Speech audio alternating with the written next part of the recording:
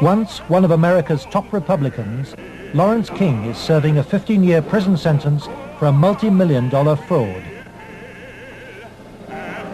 But financial crime is only half the story. This is the true story of Lawrence King.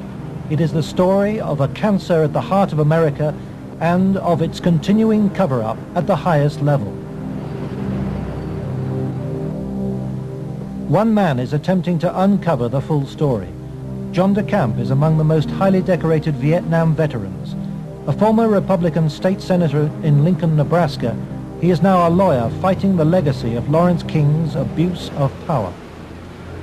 It's a web of intrigue that starts at our Holy of Holies, Boys Town, Nebraska, one of the most respected institutions in the United States, and spreads out like a spider web to Washington, D.C., right up to the steps of the nation's capital, the steps of the White House, involves some of the most respected and powerful and richest businessmen in this United States of America. And the centerpiece of the entire web is the use of children for sex and drug dealing and drug couriers, the compromising of politicians, the compromising of businessmen, but worst of all, the corruption of key institutions of government that have the duty and responsibility to make sure these things never happen. For John DeCamp, the trail starts in a unique town just outside Omaha. World-famed Boys Town is in the news again. Made famous by an Oscar-winning film, Boys Town is America's favorite children's charity. It was founded in 1917 by a Catholic priest, Father Flanagan. Father Flanagan. The saddest spectacle in our social life is the neglected, unwanted, and unloved boy who has become a serious problem in our society. Boys Town was started to be a home for orphans. That was after World War I. And since then, society has changed and the problems of boys have changed. And so now it's a question of taking care of homeless, abandoned, neglected, abused boys, and now girls also. Boys Town has been granted the privileges of an incorporated town, a Catholic diocese, and a school district for 500 children. Boys Town has cash reserves of $500 million, but still raises up to $35 million annually, solicited from the public by begging letters and promotional videos. I'm Father Val Peter, the caretaker of Father Flanagan's Stream and the executive director of Boys Town. Does Boys Town really exist, people ask me? You bet it does. Located in the heartland of America, Boys Town youth have come from many backgrounds and locales. As they graduate, they shall seek new adventures and head for different places. But always, they shall carry with them the spirit of Boys Town. If you'd like to help Boys Town, send your tax-deductible gift to Father Val Peter, Boys Town, Nebraska, 68010.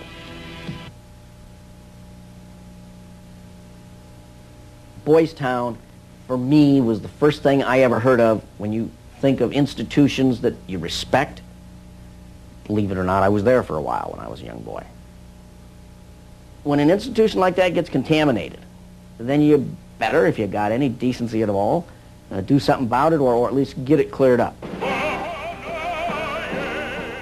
John DeCamp lays the blame for the contamination of Boys Town on the one-time leader of the National Black Republican Council, Larry King. Larry King was the fastest rising black star in the entire Republican Party of the United States during all of the 1980s. And he was also one of the most evil individuals in this country in terms of being a dealer of children, in terms of being a thief, 40 million that they documented he stole, and in terms of using and compromising and corrupting one after another politicians.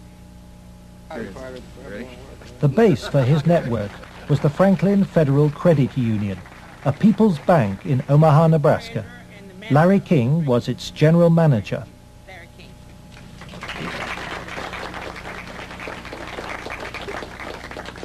Thank you.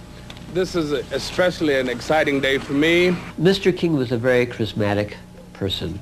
When he came to the credit union, he was brought in because the credit union was actually failing. He did everything to build the credit union.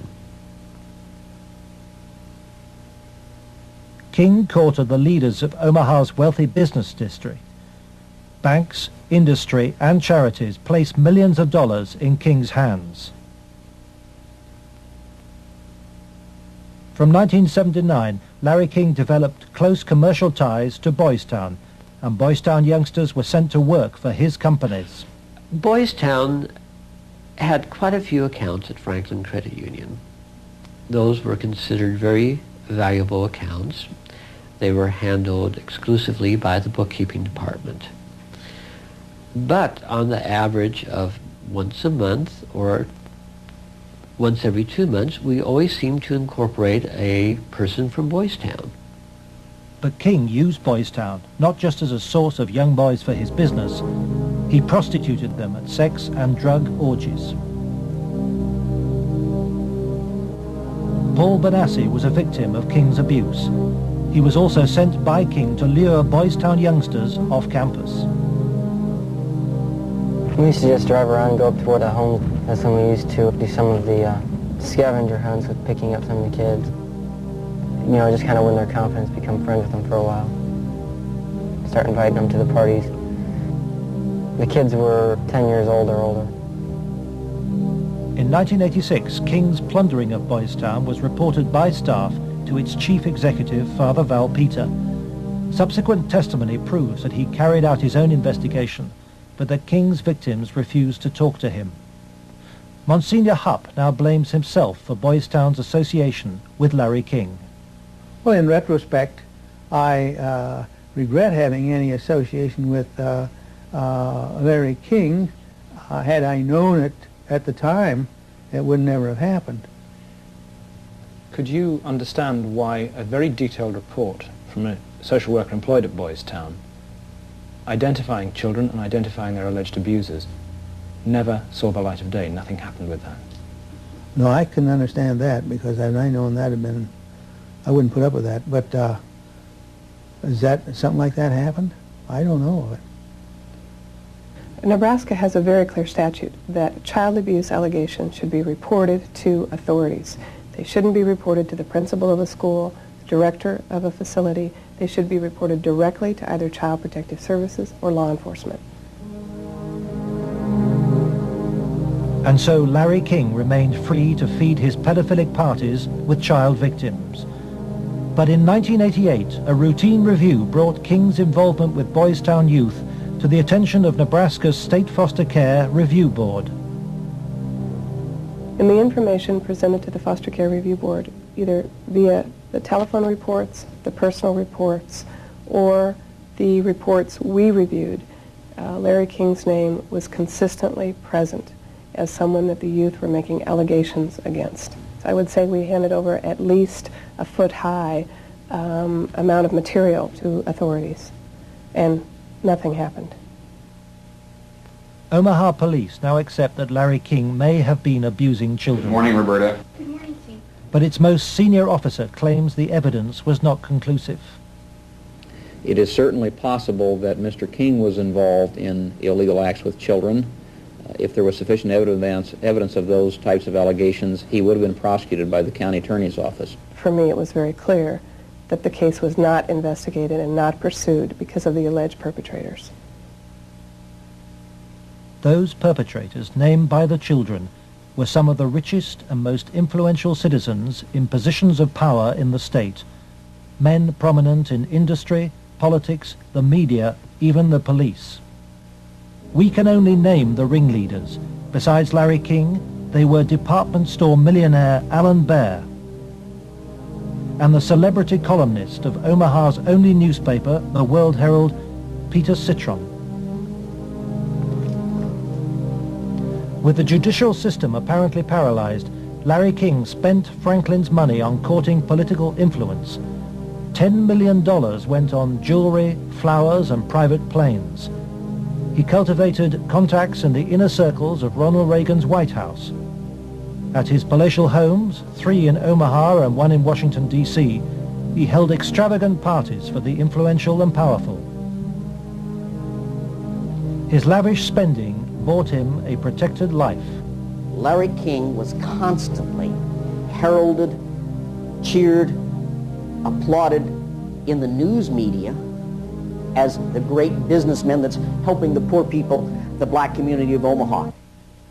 But King's extravagance attracted the attention of the Internal Revenue Service. As a result, on April the 11th, 1988, the Franklin Credit Union was raided and closed by the FBI.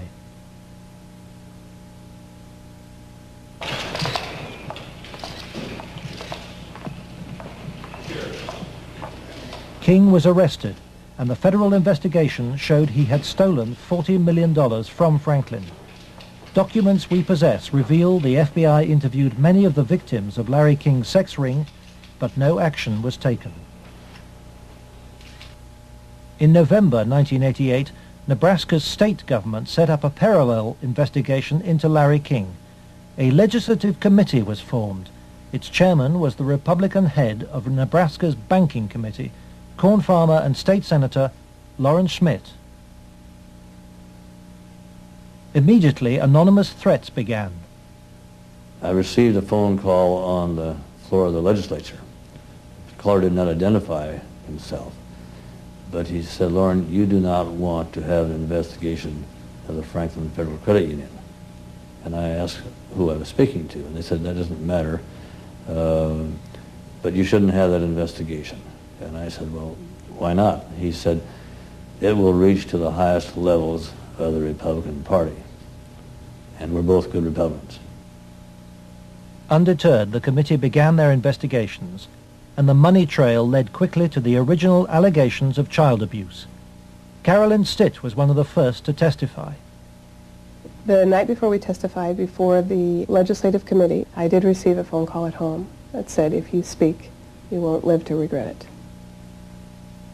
To protect the inquiry, Schmidt's committee hired special legal counsel and full-time professional investigators Gary Caradori and Karen Ormiston. I said, "We do not want you to bring to the committee rumors, innuendos, nothing that cannot be backed up with facts." I said, "Bring to the committee that which we can take to a prosecutor."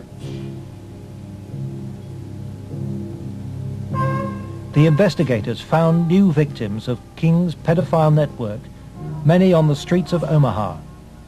The picture they built up was of a large ring of rich and powerful pedophiles, many named the same men as those involved with the Boys Town cases 3 years earlier. They were telling us about prominent people in Omaha and elsewhere that were abusing children at parties.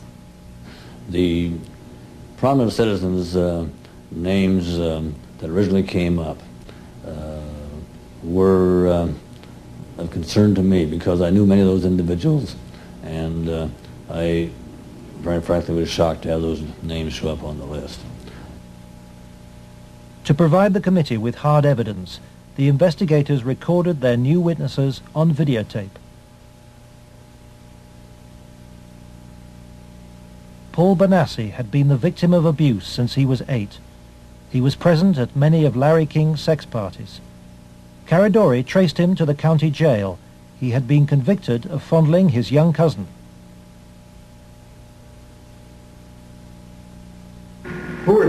people that would come to these parties?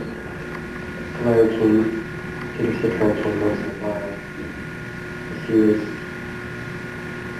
didn't seem like he wasn't liked by the people. Media personality Peter Citron procured some of his victims from Boys Town. The kids he liked were mainly around the age of probably about 8 and 13. It was mainly fondling and oral sex with them. He did have some anal sex, but he usually did that with the older kids. The parties involved ever more sadistic abuse. Whenever you were tied up, was there anybody else present other than you, Peter Citron? Yes. Who was that? It was Alan Bear sometimes. Millionaire Alan Bear hosted parties for a large number of sadistic pedophiles. Paul Benassi suffered at their hands. Okay. Yeah. They tied me up and I had some other kids perform sex on me and they were hitting me and they burned me some cigarettes. Okay. Just take a deep breath now.